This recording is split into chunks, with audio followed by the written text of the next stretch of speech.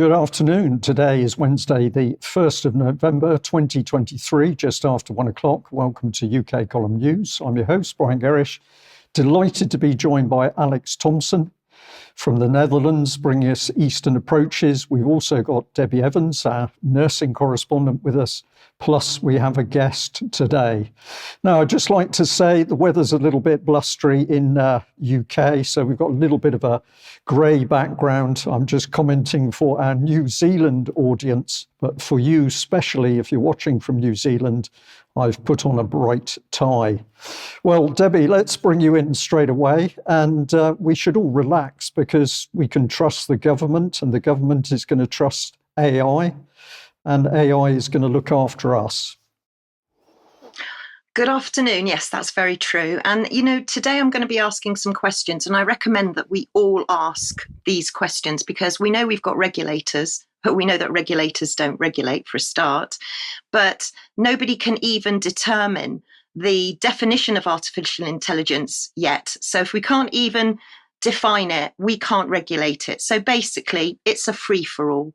So this week, Rishi Sunak is hosting the Bletchley Park UK AI Safety Summit, and you can see there who is attending. We've got James Cleverly, we've got Michelle Donnellan, so plenty of ministers attending. But if we just cast our minds back to Rishi Sunak's speech of only last week, we can see that he very proudly announces that he's been to Moorfields Hospital, and now that they can tell through the eye, they can predict blindness, heart attacks, or even Parkinson's disease. So this isn't just about facial recognition. This is using the eye for many more areas. But it also brings, as he puts it, dangers and fears. So let's see what dangers and fears Rishi Sunak actually highlighted, because he said that the UK intelligence community had issued a stark warning.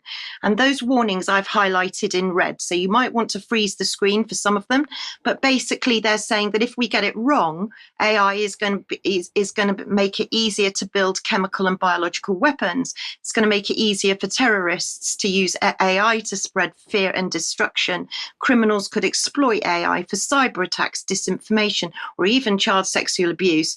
And it says that humanity could lose control of AI completely. It's a super intelligence. And although he doesn't wish to be an alarmist, he's clearly putting out all these warnings, and he's invited China to attend the summit. So that's created quite a bit of division within our political establishment. But who else is going to the summit? And we can see that Elon Musk has been invited.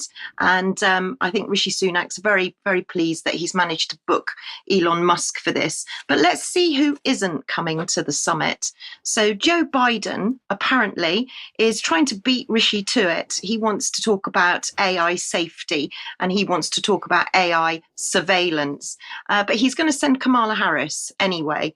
But I watched the entire session of, honestly, it was grueling, the governance of artificial intelligence on the select committee, because I wanted to know who else was going to go to this summit, because it's all to do with safety.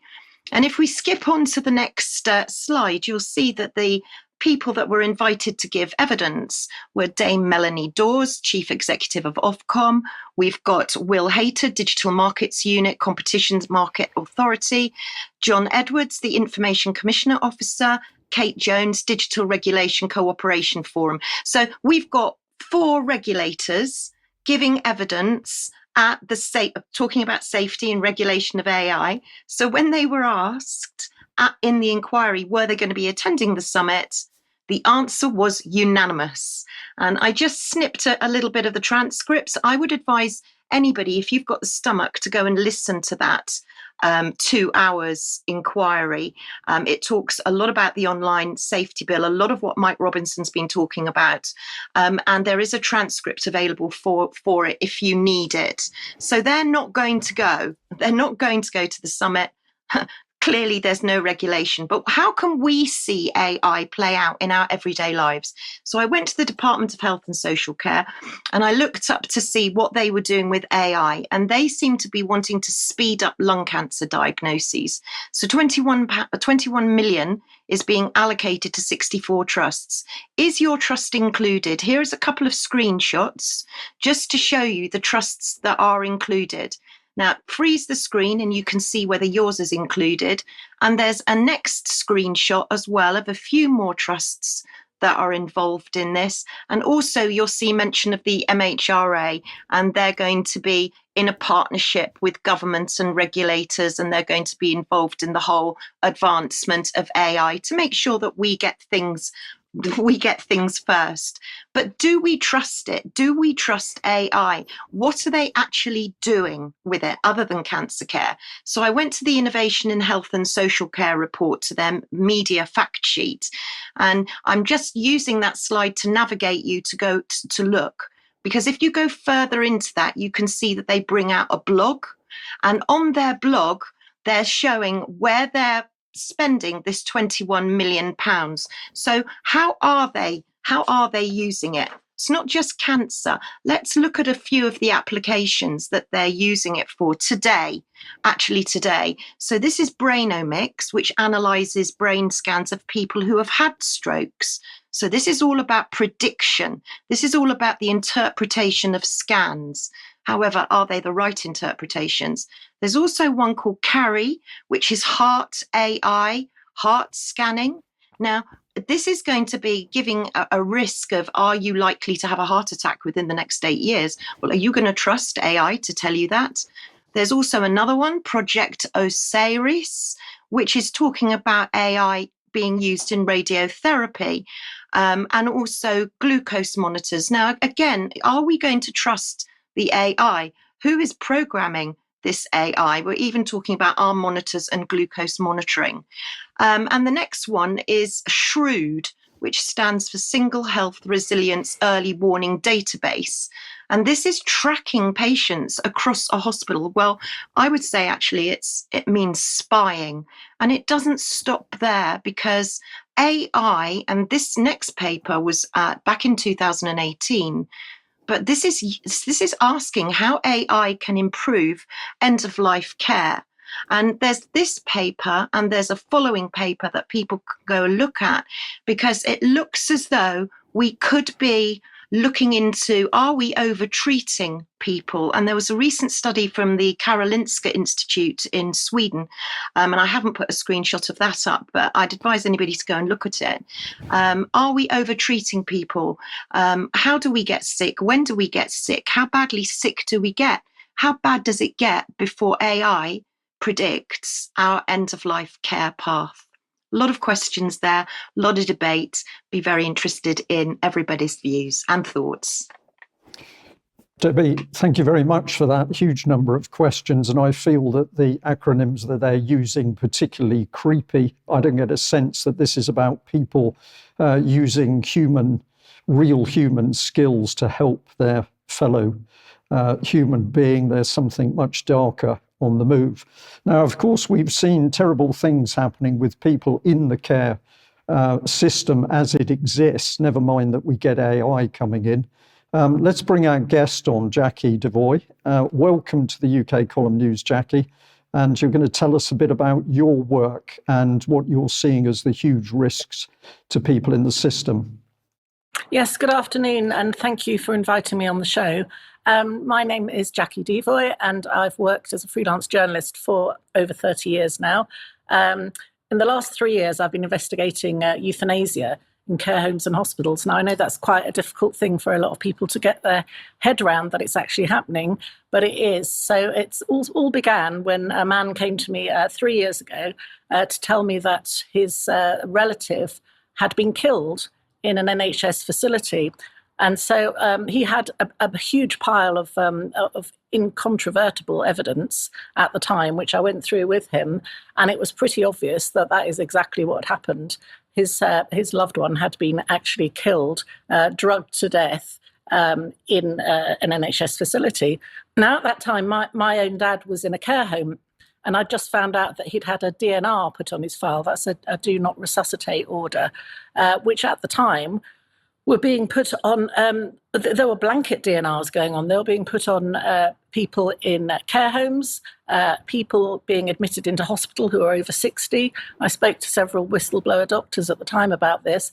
They're even being put on people who are disabled, mentally and physically disabled, even on children with autism and people with mental health issues. So it's pretty shocking. And I couldn't really work out why this was going on at the time. This was very early on in 2020. So I wrote a few articles and did some interviews on the subject, and other people started contacting me with similar stories. So once I'd spoken to about 20 people who told me that their loved ones had been euthanized, mainly in care homes and hospitals, I contacted the national newspapers, thinking that they would be very interested in this story. I arranged meetings with two of them, the news editor on the Daily Mail and the medical editor on Mail on Sunday. We had face-to-face meetings. I brought the man along with me, the man who came to me originally, with his huge file of evidence. And the editors were, at first they didn't really believe it, but by the end of the separate meetings, their jaws were on the floor. I always say that because they could see that it had happened and that it was happening. And so both of them separately said, well, this is headline news. It should be on the front pages of all the newspapers. This is shocking. It's the story of the century. And off they went with the copies of all the evidence that we had at that point in time. And but over the next few weeks, going into a couple of months, they just gradually stopped communicating with me. They went very, very quiet. In fact, one hasn't answered any of my emails since August 2021. So I kept trying to get the story out there. No one was interested. I was then approached by Iconic Films, who suggested making the story into a documentary. So we did that. I showed that to the mainstream editors as well, still not interested. In fact, after the premiere, a BBC reporter reported it as a conspiracy movie. There was a brilliant researcher called Wayne Smith, who I'd been talking to for some time, who'd been investigating the death of his father back in 2013 when he was killed by a district nurse, I believe. Someone came to the home and injected him with midazolam and morphine, and he died on the spot. So Wayne had been investigating this, and he was due to appear in the film with some other people. But about a week before our initial meeting, he was found dead at home, which was really shocking. The police sneeringly told me on the phone that he died of COVID, and I asked them why the tone of voice, and they said because he was one of those people that didn't believe in COVID, and then he died of COVID. They were like kind of joking about it. It was horrendous. Myself and a doctor friend, Dr. Mark Jones, contacted the coroner at the time to try and find out what happened, and they said he'd been tested posthumously with a PCR test and had been listed as having COVID because the test came out positive. So in the film, I have 6 people telling the most horrifying stories of how their loved ones were involuntarily euthanized in care homes and hospitals. And I also talked to Dr. Patrick Pulicino, who some people may be familiar with. He's a retired priest. He's a retired neurologist and a Catholic priest. He's been speaking out against these awful end-of-life practices for over a decade. And he says the drugs that are used in end-of-life pathways, usually a benzodiazepine called midazolam and an opioid, usually morphine, should never be used concomitantly. So they shouldn't be used together. And when they are used together, especially when they're administered continuously via a syringe driver, which is like a pump, that it almost always results in death. Also in the film, I talk about the new NICE guideline, NG163, which was brought in April 2020. It's identical to the Liverpool care pathway, which was abolished in 2014 as it was deemed to be inhumane and barbaric. And this new protocol, this new guideline, was used to treat people presenting with respiratory illness using high doses of these drugs, midazolam and morphine. And this invariably led to the deaths of the people receiving them. Over the last 3 years, I've heard many stories of people who hadn't been tested for COVID and hadn't been diagnosed with it, hadn't had any positive results, yet they were still given huge doses of these drugs, and they died because of it. And these people were not terminally ill. And I know you mentioned earlier that the elderly, they weren't always elderly. So back in 2020, the then Health Secretary, Matt Hancock, had consulted a panel of 2 professors and 9 doctors about this new guideline, NG163. They all agreed it was dangerous, it was not to be used. They outlined this in a letter to the British Medical Journal, the BMJ, which is available online if anyone wants to have a look at it, for everyone to see. Hancock ignored the experts' advice, and the guideline was subsequently put in place. I also mentioned in the film the huge order that Matt Hancock made for extra supplies of midazolam in April 2020. The 22,000 packs, which was a 2-year supply that he ordered, cleared out a factory in France and was gone in a matter of months. Hancock was filmed at a House of Commons meeting on April the 17th, 2020, discussing supplies of midazolam with the MP, Dr. Luke Evans. Earlier this year, Matt Hancock committed perjury when he stated he'd not heard of midazolam until a protester called Gaza Terriani shouted the word at him in the street in January 2023. The recording of the April 2020 meeting proves that he was lying in court. When I was making the film, I set up a group of a group for the contributors, just to keep them all in one place. And that group has now become a support group. We have 99 members as of today, all of whom are relatives of people who were involuntarily euthanized in UK care homes and hospitals. Since 2021, I've continued to research this. My dad died at the hands of paramedics that year, 2021 in September, after a fatal reaction to something he was injected with, but that's another story. I don't have all the evidence on that yet. So I've not been focused on that. I've just been focusing on trying to help the people who do have the evidence. And people have continued to come to me with their stories, each one more sickening than the other. They've lost mothers, fathers, husbands, wives, uncles, aunts, cousins, siblings, children, and in one case, a grandchild. The devastation these murders have caused is absolutely unimaginable to anyone who's not suffered the trauma that these people have been through. It's absolutely awful. Jacqui, if I can just come back in and say thank you very much for that very comprehensive summary. And of course, the film that you're referring to in the first instance is A Good Death, but you're also working on a new film, Playing God. And your dedication to this is really amazing. We are going to do our best to give you some support and give people a voice to speak out. So I hope that we'll be able to get some of those people to join you with the UK column in order to talk in more detail about what happened to their loved ones. But I'm going to say thank you very much for giving us that summary. And of course, you will be with us for UK column extra. So for people joining us after the news, we'll be discussing things in more detail with Jacqui. Thank you very much. Thank you for having me. Thank you. Okay, thank you. Let's move on to the media, and what better place to start than the BBC? And I want to highlight here reporting to do with Israel and Gaza. Let's bring it on screen. And we're going to do this quite quickly. But I'm encouraging people to really look and watch and think about the BBC and how it reports. The first thing at the top we've been mentioning for a while is the relative positions of things. So Israel and the Gaza war, number 2 now. They've moved up to top billing. Cost of living. And then we're at the war in Ukraine. So the war in Ukraine dropping to the background. But as I looked at the BBC page, climate was given a mention, of course, what I was interested in was this one, BBC Verify attacks. BBC verifies attacks in areas of safety in South Gaza. And the BBC analysed 4 strikes. Now, I went to look at this because I was particularly interested to see what they did.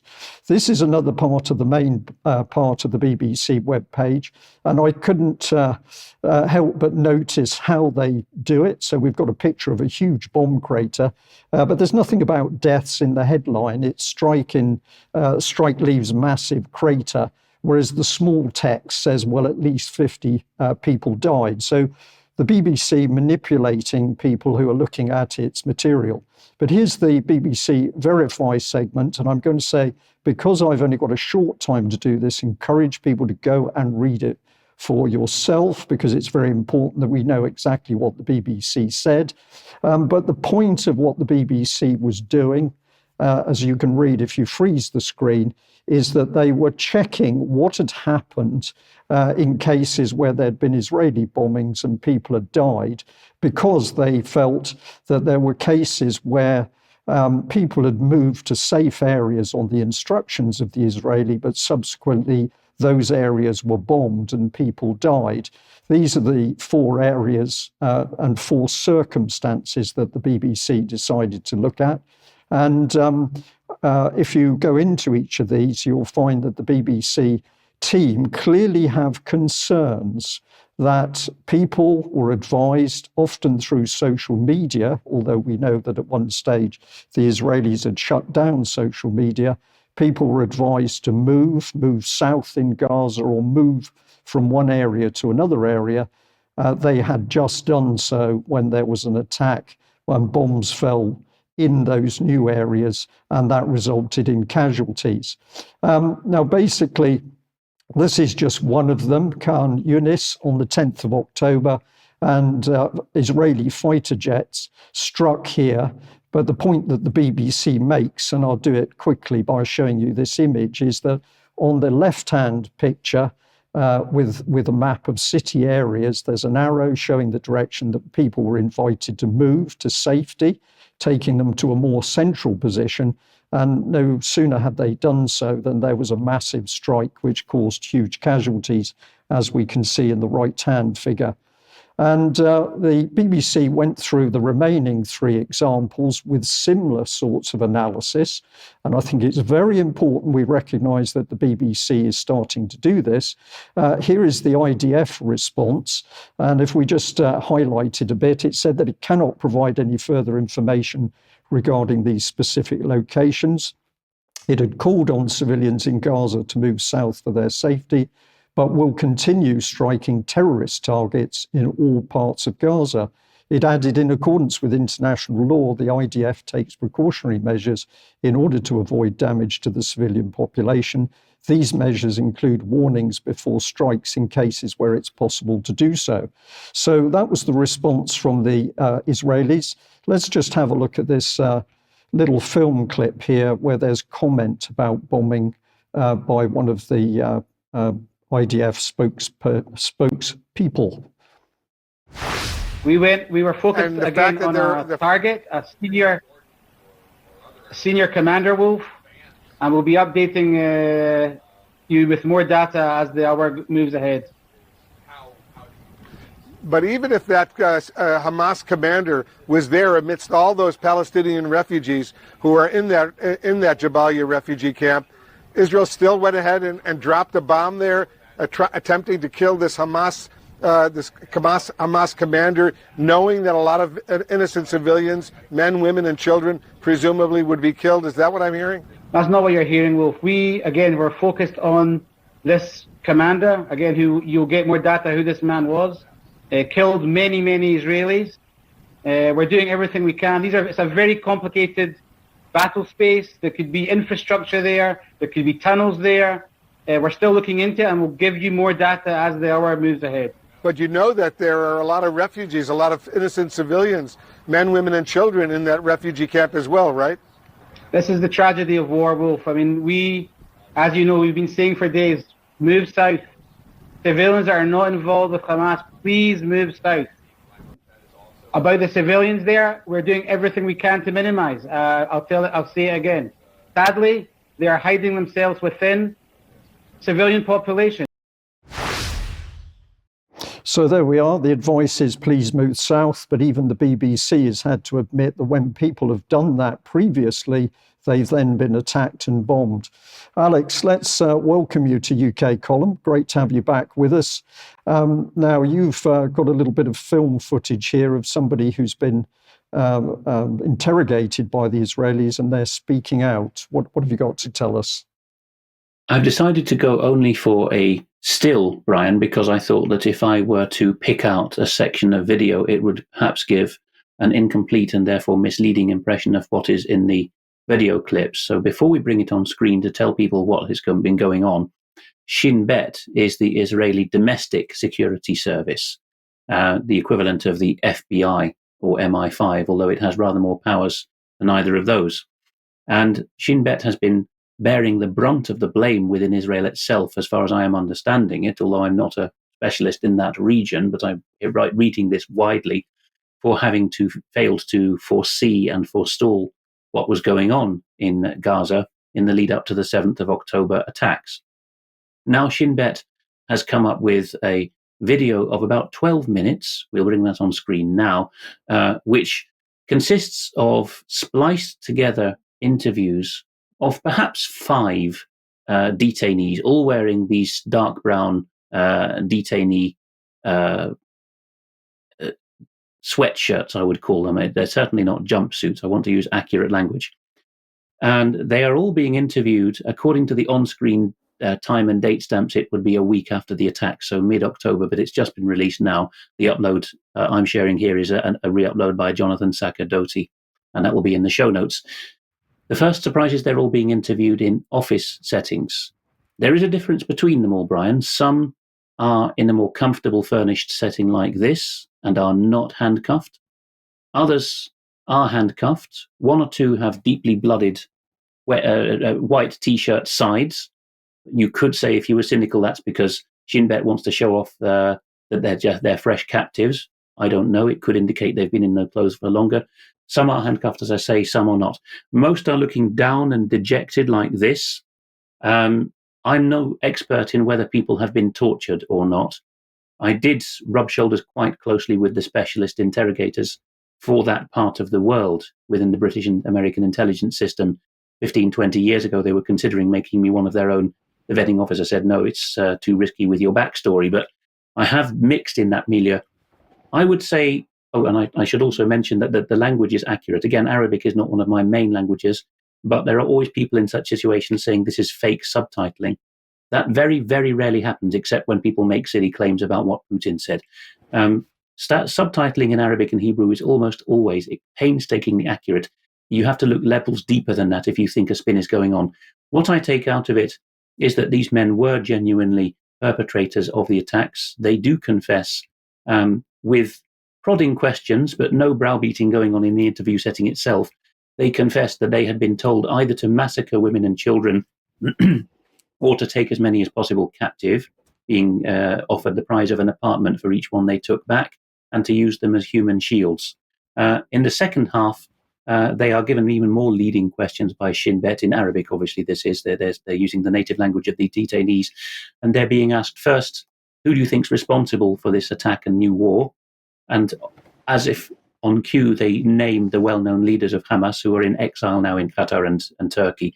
They name Khalid Mishal and Ismail Haniyeh and Yahya Sinwar, the main men, and say these men just led us like lambs to the slaughter from afar and they don't care. Even more tellingly towards the end, I think this is where Shin Bet could be described even by pro-Israeli sources as being on thin ice. The interrogators say, but this is anti-Quranic and not Islamic, isn't it? And they all, in body language that I as a non-expert understand to be fairly authentic, say, yes, you're quite right. We're not allowed to murder non-combatants, certainly not women and children, least of all babies. And they don't get further than that. They don't say I was programmed or I was duped, but they do say, our objective was to capture and hold these areas and bring as many Israeli citizens alive or dead back with us as possible. I don't know what your thoughts are, because you, of course, have had, going back some years, some experience with this as well. I wouldn't dare say whether they were tortured or ill-treated before these recordings, but I would say that it would be a bit shallow to reject such a recording as completely fabricated or propaganda? Alex, thank you very much for that. It's a difficult subject. We've put that up, and you've given a narrative on it, which is in the middle of the road, as I think it should be. I'm just going to say to the audience that it was Alex that gave me a book called The History of Torture, which was about Britain's own failings in numerous countries around the world, torturing people at various times of our history. So this is the reality of brutal wars, and we're going to have to see how things develop and what more information comes forward on this. I'm just going to move back into the BBC and how the BBC reports on the wars. Let's have a look at this page here. Now, I've put a title in: BBC balances the Gaza dead against Israeli military operations. And this is the top line there, where you've got bullet holes, gutted rooms, a father that lost all his children. Then it moves across to Bolivia's comments as it severs diplomatic ties. But eventually we get into the Israeli military operations. And if we go further down the BBC page, then we get most watched. And of course, this tells us a lot, because what is the audience looking at? The horror of the death and destruction of families in Gaza. So that's number one.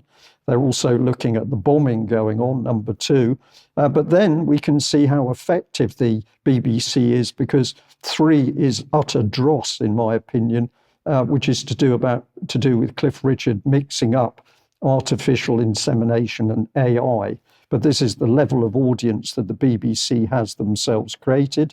And if we go on down, we divert attention from Israel's attacks on Gaza with new claims of Russian civilian attacks. And this, of course, is on the war in Ukraine page. But this interested me in particular because right at the bottom of this page was a tiny, tiny map of the war in Ukraine. So I was very interested in this. And when I had a look, what I found in that map section were these headlines. They're in the order I found them. They're right at the top, and I'm now putting the dates of them on screen. So basically, the BBC has frozen the war in Ukraine because the counteroffensive has not worked as the West wanted. The Russians are now starting to move forward. There is a horrific fighting. The BBC's response is simply not to report via the maps. But if we remember, the maps themselves were produced by the Institute for the Study of the War and the American Enterprise Institute's Critical Threats Project. And if we get into the detail about that, beg your pardon, let's just come back onto this one.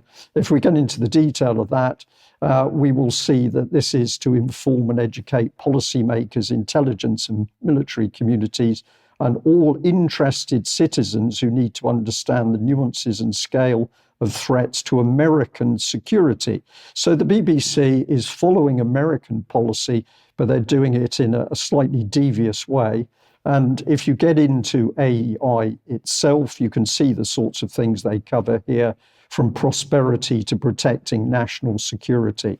So don't just read the BBC, really look at what they're presenting, how they're presenting, and look at where they're getting their information from, because very often it's absolutely biased in favor of the people who seem to want to prosecute the war in the Middle East and Ukraine. Alex, let's bring you back on, because you've got some comments about other reports in relation to spies.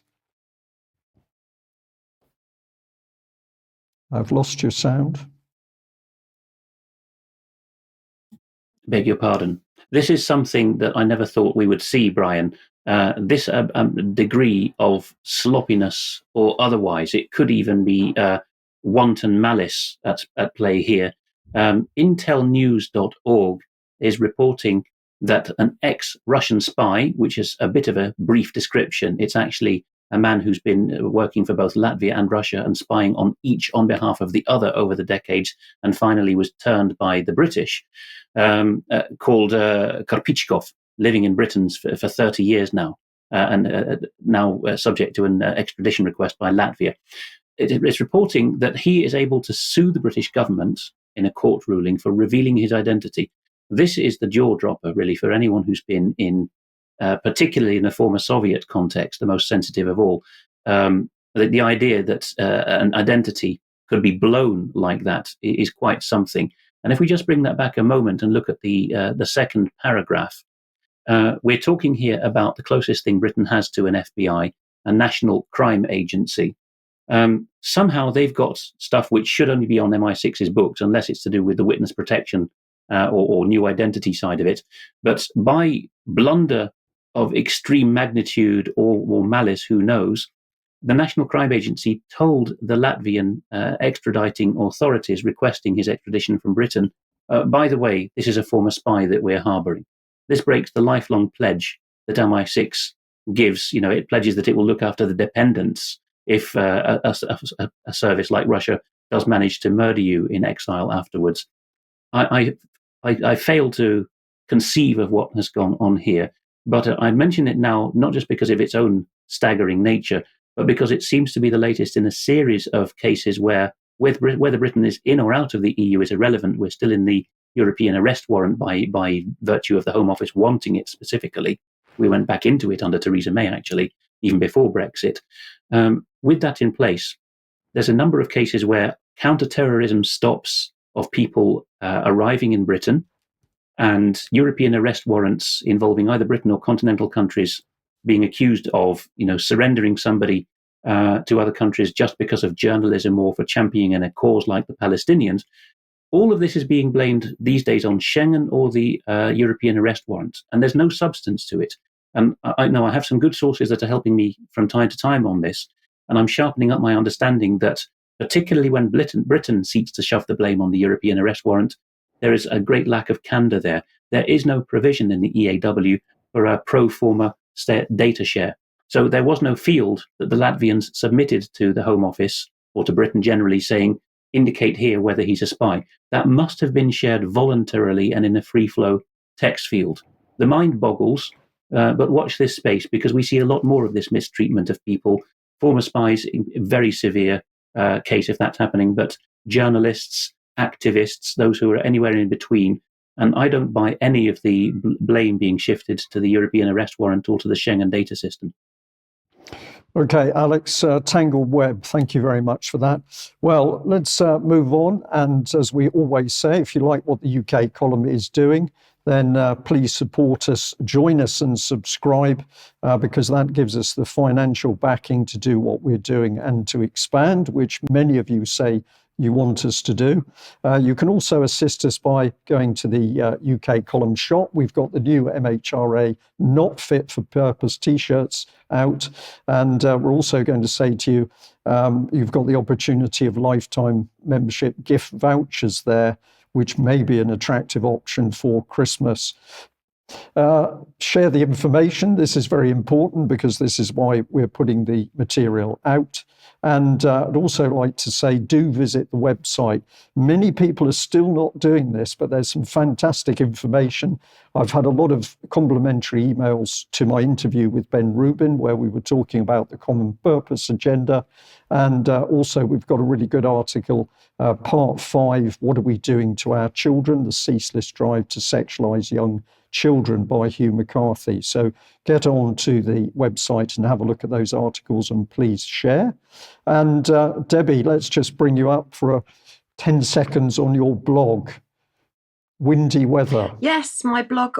Yeah, all of those topics. And I'm really focusing on our viewers and our audience. So thank you so much for all of your information. And also Life on the Ground with a Paramedic. There are some amazing people still in the NHS. So thank you to everyone for emailing me. Great. Okay. Now let's move on to your section here, which is back on the subject of health. Yeah, now this is going to be interesting because my postbag has been literally full this week about one topic in particular. But before I go on to it, just want to say thank you to the viewer that wrote to me a physical letter that I have here to say that they haven't got a smartphone. They've never opted in to any of the NHS. They've opted out of everything. They have an old mothballed email address. They've never used any of their contact details for the NHS, and yet they have been bombarded with messages and letters and texts and all sorts and emails from the NHS. So the question is, who is giving your data to the NHS? Could it be your mobile phone provider? That's a question I'll throw out to everybody. But in the meantime, The Economist has brought out an article to say that the world's largest health research study is now underway in the UK. Now, this pilot was last year, and it's going to be looking to recruit 5 million people in order to weigh them, measure them, genotype them, input their data to see who gets sick and why. So let's go to NHS Digital, and you can see how they invite people to join the Future Health Research Programme. And pretty much everybody is eligible. If you're if you're over 18, then you're eligible. And this is where our viewers come in.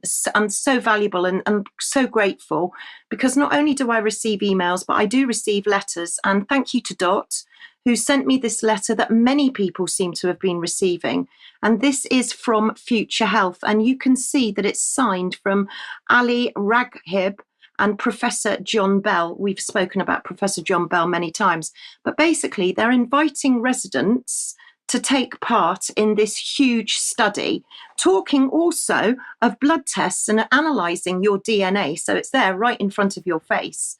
And also thank you so much to Peter and Judy, who sent this to Josie about Future Health. They included the same letter, and they said they didn't know, they hadn't seen it before, and had I seen it and I hadn't. So thank you very much indeed for letting us know. And another email too from Jim to say, have we heard about Future Health? Because he's received a letter from them as well. And not only that, but a £10 voucher to entice him to fill out the questionnaire. So I went to have a look at Future Health. So let's have a look at them. Who are they and what do they do? Well, this is apparently an ambitious collaboration between public, charity and private sectors. No surprise there then. So they apparently prevent, detect, treat disease. Can you see the AI overlap in this? And running it is, as we just spoke about, Dr. Raghib Ali. Now, Dr. Raghib Ali, he might look a bit scary there, or perhaps a bit starey, but he's a clinical epidemiologist, and you've got all of the old names that you're so familiar with by now: UK Biobank, Cambridge, Oxford. He's been awarded an OBE. So all the usual names. But what I was interested in was who's alongside him in his leadership team. And one of these gentlemen is called Michael Warren, and he's the Chief Communication Officer. Now, he's got a long history, UK bio industry, 17 years as a civil servant. He's worked for Innovate UK, the Department of Work and Pensions, the Home Office, Number 10, Prime Minister's Office, and he's studied psychology. So an interesting management lineup for our Future Health. But how are they funded?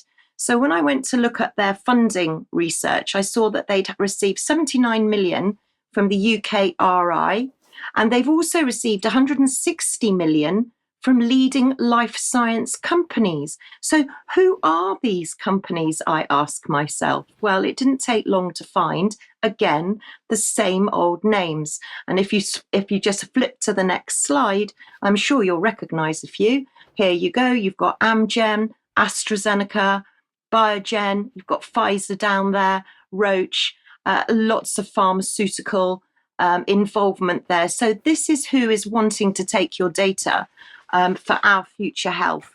But who else is involved? On your high street, it comes straight to your high street. And if you haven't received a questionnaire, you may just get asked in Boots if you'd like to fill in the questionnaire there, or fill it in online on behalf of Boots. So it's pretty much everywhere. And we have got a little video if we've got time. If not, maybe you want to show it in extra. But there is a little video on Future Health and what to expect coming through your door sometime soon. Okay, I'm very happy if we have got that to show. I suspect we might not have it. Let's just...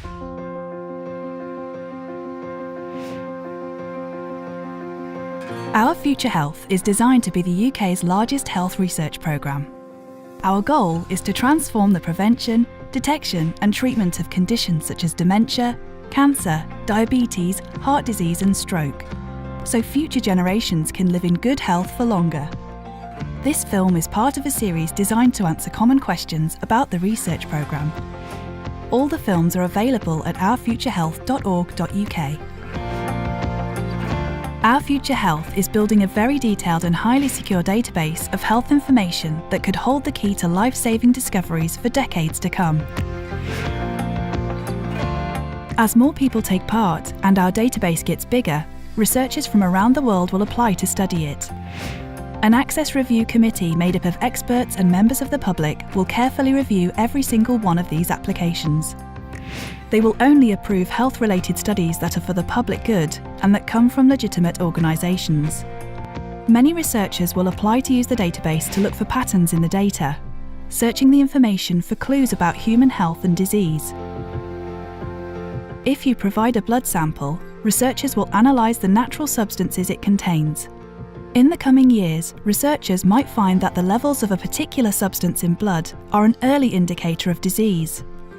This could open up new ways to detect it sooner and intervene. Other researchers will want to build on the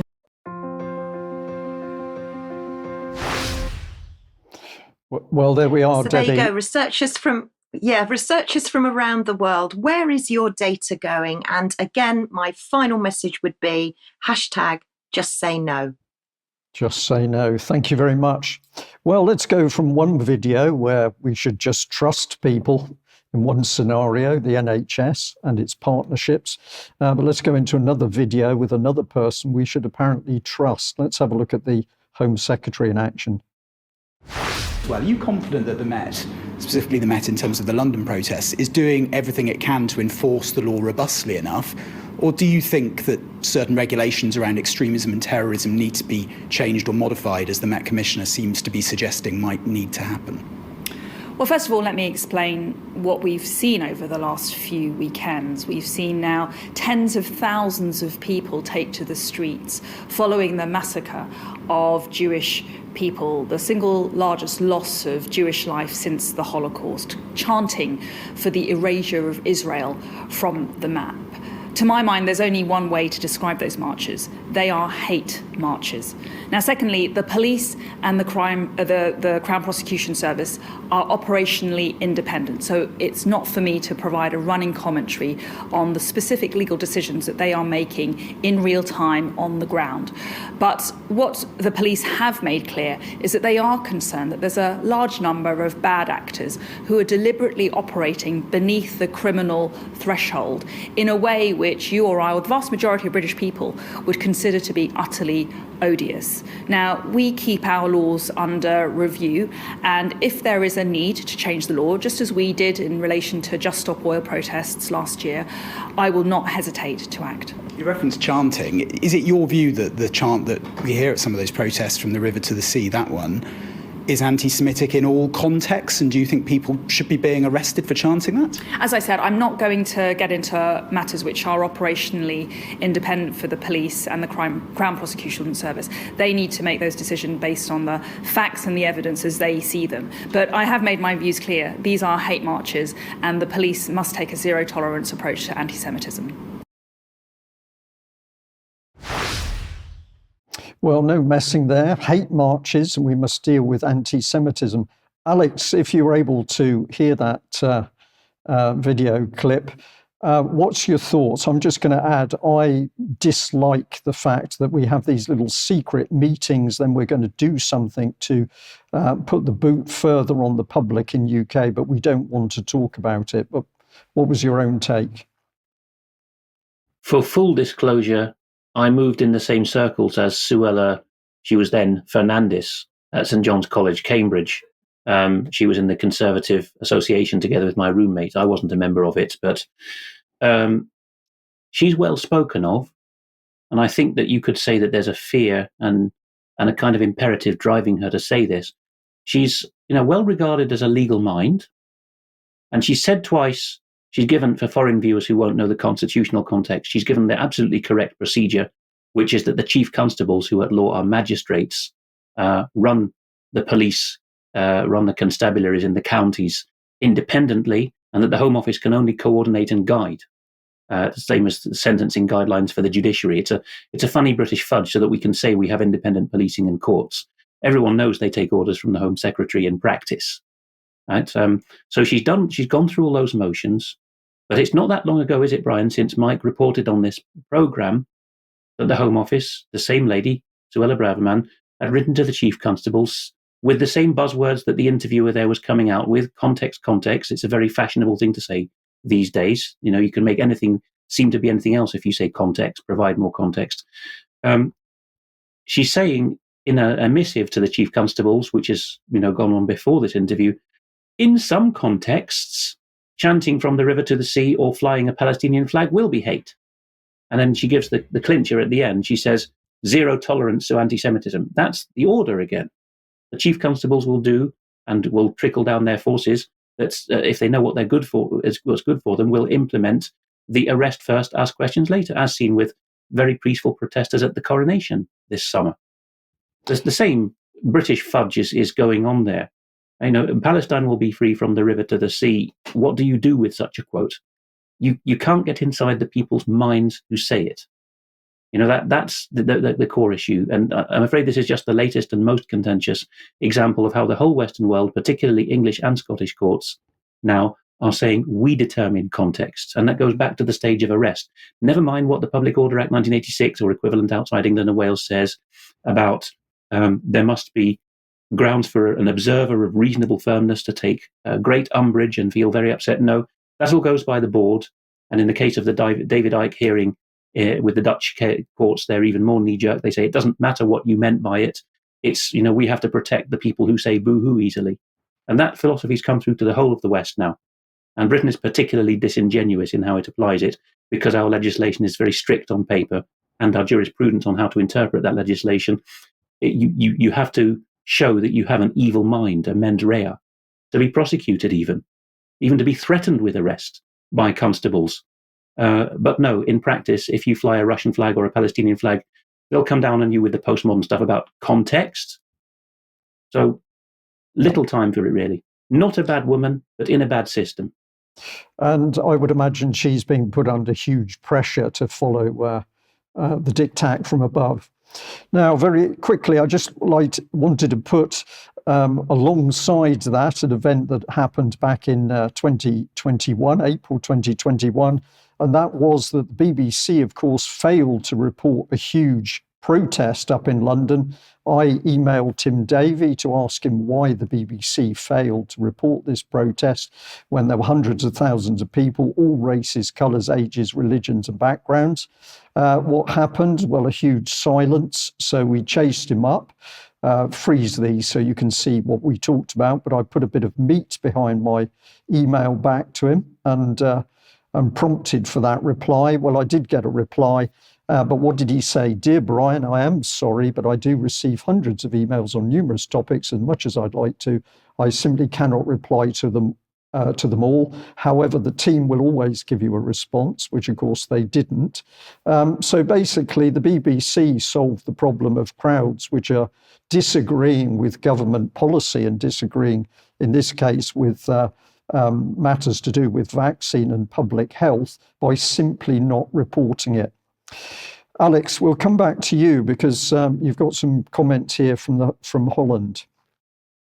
Yes, people may recognise the young man shown on screen, a member of the Dutch Parliament for the most oppositional of opposition parties, the Forum for Democracy. He's called Gideon van Meijeren, Gideon in English pronunciation, and he is the man who famously held up the offending letter of acknowledgement and thanks written rather effusively by the outgoing Prime Minister Mark Rutte to Klaus Schwab and the whole of the World Economic Forum, having asked first a question in the same Prime Minister's question session about, do you know much about the WEF and do you correspond with them? And Rutte said, no. And afterwards, he has a bit of a Teflon man reputation, does Rutte. He said, well, I can explain this away. I have a poor memory because I have so many of these things going on. But the letter, even if it was done by his officials, was boilerplate. Why is this in the news, or this man is newsworthy internationally now? Because this most tenacious of members of Parliament of the most tenacious party, I disagree with them on many points, but you have to give them their due in that regard, has now got a case hanging over his head. The Dutch public prosecutor, which has a strict state monopoly and as in Scotland, can choose whether to drop a case or leave it hanging as a sword of Damocles to keep people in order.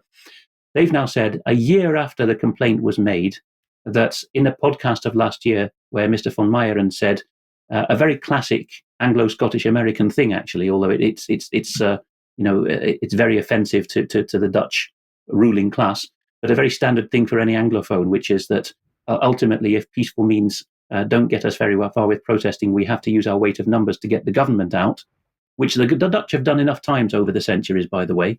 They've led Europe in it and the world. He's now being prosecuted for oprowing, which doesn't exactly tally, but you could call it incitement to violence. Rutte, in a coordinated show of outrage, said, "Imagine somebody wishing to upend our most precious thing we ever have," which, according to Rutte, is democracy. Very new understanding if you listen to the Distance Guide to the Constitution on our website, but suddenly that's the greatest good we have, apparently, not life, liberty, and the pursuit of happiness or freedom of any kind.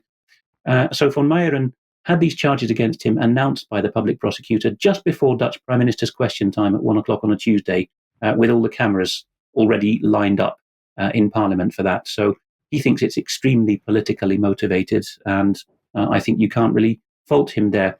I don't have footage of it, but his party leader, Thierry Baudet, B-A-U-D-E-T, quite well known abroad now, recently went to neighbouring Flanders in Belgium, where they speak Dutch, as they do here in the Netherlands, and addressed a conservative students' rally. And on the way in, he was repeatedly battered over the head quite severely. He got concussion with an umbrella by a man who then, he did get floored by the police, but by universal complaint by anyone who's watched the footage, they were very lackadaisical in arresting him at the scene. But the man shouts clearly and repeatedly in Ukrainian, "No to Putinism, no to fascism." And after that, the Forum for Democracy has said that its 5 parliamentarians now need its members to fund bodyguards for it. But remember, this is the same country where we've had, 2 well-known assassinations in the early part of the century, one of a politician and one of a filmmaker. There's been a great to-do over Geert Wilders, another party leader, who's now going to have to be guarded for life, but he does get the protection as long as he's in Parliament. Baudet doesn't even get that, and we're just about to come to general elections again, so not looking good. What else has Rutte been up to on his way out? Well, as far away as the Chinese press, the South China Morning Post, it's been noted that he's doing the Dutch thing of dropping a heavy hint that goes clang, clang on the floor. I would be very interested in being Secretary General of NATO, he says. But the bit that interests the South China Morning Post is that he said, well, we try to make all our defense ministers and secretary generals women these days in Northern and Western Europe. That's how we show how progressive we are. But there you go. But he's putting it out.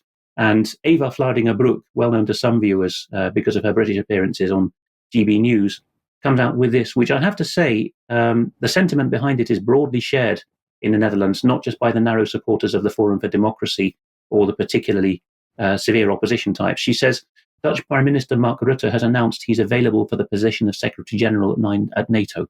Mind you, this man who ruined our country in less than a decade.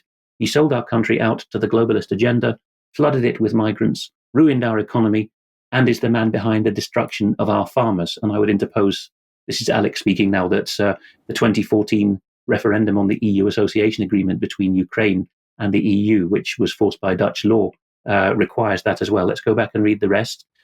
He goes on to say, now we know why he let the government fall some months ago, seemingly out of nowhere. And indeed, the government could have fallen in the coalition between the parties on any number of points, but no, it had to be that one. It was all intentional, says Eva Vlaardingerbroek, so that Rutte could secure himself a new job with his globalist friends. Now we know why he rushed the CETA treaty. We covered that at the time. Now we know why the Netherlands, under his rule, provided such an insane amount of financial support to Ukraine compared with other European countries. Now we know why he called the Ukraine-Russian war our war, and why he gave himself billions of our tax money to Ukraine and NATO. He was literally buying himself a new job. And according to the South China Morning Post, he might not even get it because they want a female candidate. Okay, thank you, thank you, Alex. I'm smiling. It's just so obvious, this little circuit of friends and people moved around from one job to the other. We'll do some more tracking of him, hopefully. Debbie, I'm going to pass back to you just to finish off today's news, but the subject's the MHRA. Yeah, thank you, Brian. So the MHRA, you know how much I really look forward to their board meetings, but sometimes they don't put their links to join as quickly as I'd like them to. So I just want to remind everybody that the next MHRA board meeting, in fact, the last one of 2023, will be on Tuesday, the 21st of November. Now, there hasn't been a link to register for it yet. So if anybody does want to join, and just give the MHRA an email and ask them to send you a joining link. But before that, it's MedSafetyWeek between the 6th and 11th of November. And this is where the MHRA are encouraging us all to talk about serious adverse events, to talk about yellow cards. And they make it really easy, because if you just flip to the next slide, they'll tell you where you can download banners, what hashtags to use. So use hashtag MedSafetyWeek, hashtag MHRA yellow card. And I would suggest to all of our wonderful audience, we've all got a lot to say about yellow cards and patient safety and adverse reactions. So now's your chance. Brilliant. Debbie, thank you very much for that. Alex, thank you for your excellent contribution.